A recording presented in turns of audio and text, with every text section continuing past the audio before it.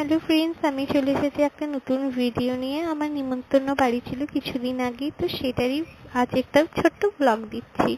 তো ফার্স্টে রাধা পল্লবী চানা মশলা করেছিল, ভেজিটেবল চপ ছিল যেটা আমি রেকর্ড করতে ভুলে গেছি, সরি ফর দ্যাট।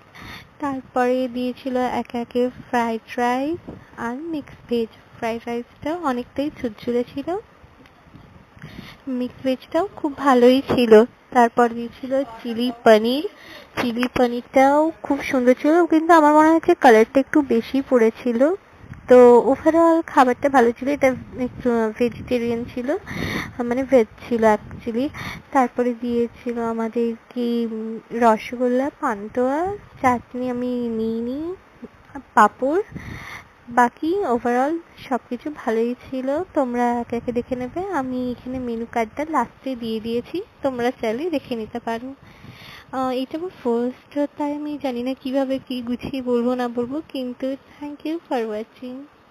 তোমরা এটা দেখে নিশ্চয়ই এনজয় করো। আমার আবার সেই দিনের কথাটা মনে পড়েও যাচ্ছে। ওভারঅল খুব সুন্দর একটা দিন কাটিয়েছিলাম সেই দিন। Thank you for watching.